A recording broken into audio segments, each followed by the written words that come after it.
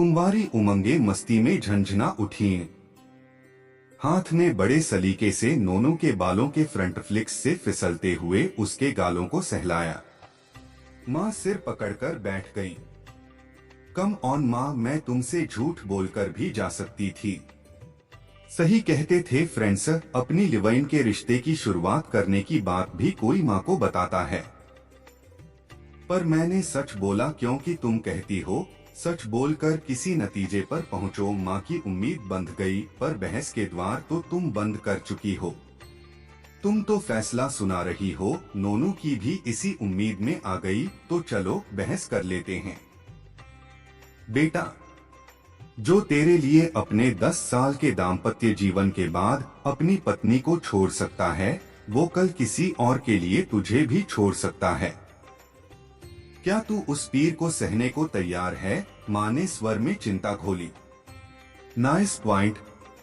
माँ arrange marriage थी उनकी।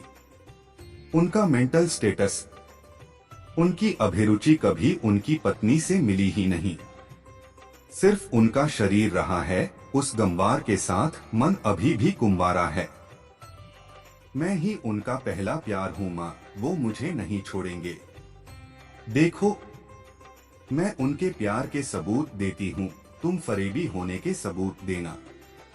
नोनू प्यार से माँ को सोफे पर बैठाकर उनका हाथ अपने हाथ में लेकर कालीन पर बैठ गई। माँ, प्यार होता क्या है? यही न कि जब किसी के साथ हमें इतना अच्छा लगने लगे कि हमें पता ही न चले कि हम कहाँ हैं, जब हमें बाहरी परिस्थितियों से फर्क ही न पड़े। माँ, मैंने कहा था न कि उस दिन ऑफिस का ट्रांसफार्मर फूंक गया। मैं उनके कमरे में बैठी थी और हम जरूरी डिस्कस कर रहे थे। 4 घंटे बिजली न रहने पर पूरा ऑफिस गर्मी से परेशान हो उठा था और हमें पता तक नहीं चला। पता है माँ, उनके पास बैटरी से चलने वाला एक इमरजेंसी फैन है, जिसका मुंह उन्होंने मेरी तरफ कर दिया था। जब मेरा ध्यान गया और मैंने उन्हें कहा तो जानती हो उन्होंने क्या कहा? कहा कि मेरी जादुई संगत में उन्हें किसी तकलीफ का एहसास नहीं होता। और कितने ही लम्हे मेरे मन के लॉकर में अनमोल गहनों की तरह कैद हैं, जब उन्होंने मुझे उस प्यार का एहसास कराया जो तुम कहती आई हो कि सिर्फ कहानियों में मिलता है। वो मेरे हर कंफर्ट का ख्याल रखते हैं, इतनी चिंता और देखभाल करते हैं कि क्या क्या बताऊं। एक दिन मेरी उंगली में कील से चोट लग गई। उन्होंने देखा तो न केवल मेरी पट्टी की, बल्कि जबरदस्ती छुट्टी देकर टिटनेस का इंजेक्शन लगवाने भी भेजा। वो मेरे रंग रूप पर ही नहीं, मेरे स्टाइल पर भी फिदा हैं। मेरे हर लुक पर इतने अच्छे कमेंट देते हैं और सिर्फ तारीफ ही नहीं करते, कभी कभी कमियां भी बताते हैं। और जब उन कमियों पर वर्कआउट करके दूसरे दिन मेकअप करती हूँ, तो आईना मुझे उनकी पारखी नजर का कायल बना देता है। इस बार मेरी बर्थडे पर तुम अस्पताल में थीं, तो मैं खुद भी अपना बर्थडे भूल गई थी, पर वो नहीं भूले। याद तो होगा ही तुम्हें। वो हॉस्पिटल में छोटा सा केक और गुलदस्ता लेकर आए। मैं तुम्हारे रूम से तुम्हें अकेला छोड़कर थोड़ी देर भी बाहर जाने को तैयार नहीं हुई, तो वहीं तुम्हारे सामने केक कटवाया। तुम्हारे ठीक होने पर जब ऑफिस गई तो अपने कमरे में ही बुलाकर पार्टी और गिफ्ट दिए। और हाँ, उनके गिफ्ट भी हमेशा वही होते हैं जो मैं मन ही मन चाह रही होती हूँ। खरीदने में या तो आलसी रही होती हूँ या बजट में आने का इंतजार कर रही होती हूँ। माँ ने एक ठंडी सांस ली। तो तुम्हें पूरा यकीन है कि वो अपनी पत्नी से प्यार नहीं करता, उससे तलाक लेकर तुझसे शादी करके सारी उम्र निभाएगा? 100% माँ। अच्छा ठीक है, मेरे कहने से एक काम करोगी? इससे क्या होगा माँ? फिर ये तो चोरी है, और तुम जो करने जा रही हो वो चोरी नहीं, सच्चा प्यार है। तो कह उससे कि पहले तलाक ले। फिर नोनू और माँ की पहले भी इस बात पर बहुत झड़प हो चुकी थी। उसके पास माँ की ये बात मानने का धैर्य नहीं था। तो दूसरी बात ही माननी पड़ी। 5 स्टार होटल का रोमांटिक कमरा। सबसे अच्छे लुक में नोनू अपने सपनों के प्लेबॉय के साथ अटखेलियां कर रही थी।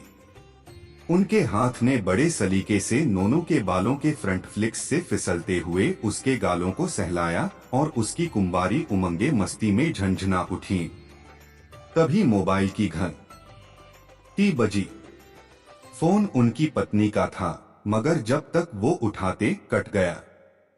ओह, समाया ने कहा, कुशलता से पहुंचने का फोन कर दूं। कर लेता हूं फोन ताकि उसे तसल्ली हो जाए, नहीं तो नाहक परेशान होती रहेगी। तसल्ली नोनू को झटका सा लगा पर वो फीकी मुस्कान मुस्कुरा दी। अरे ए क्या, इतनी मिस्ड कॉल पड़ी हैं? वो घबरा गए। उन्होंने फोन लगाया पर उठा नहीं और आखिर स्विच ऑफ हो गया। उनकी घबराहट बढ़ती जा रही थी। उनके फोन पर एक ऐप था जिसमें उनकी पत्नी के फोन की लाइव लोकेशन रहती थी। उन्होंने वो खोली तो फोन हॉस्पिटल में स्विच ऑफ हुआ था। उनकी घबराहट बढ़ चुकी थी। पता नहीं क्या हुआ है। बुखार था उसे। मैंने बोला था डॉक्टर को दिखा दूं, पर नहीं। अपनी फिक्र करना तो गुनाह है, उसके लिए क्या करूं, किसे फोन करूं, किससे फोन करके हाल जानूं? गलती मेरी ही है। मैं उसे बुखार में छोड़कर आया ही क्यों? मीटिंग कुछ दिनों बाद हो जाती। आप घबराइए मत। हो सकता है आपके कहने से ही उन्हें लगा हो और वो डॉक्टर को दिखाने गई हो। फोन चार्ज नहीं किया होगा, तभी स्विच ऑफ हो गया होगा।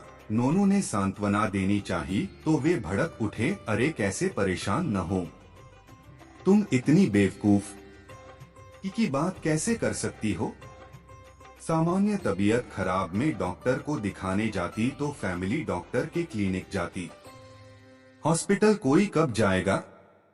और फिर बच्चे स्कूल से आएंगे तो घर में ताला देखकर पड़ोस में कोई, अरे पता तक नहीं है मुझे मेरे पड़ोस का बंगला किसका है।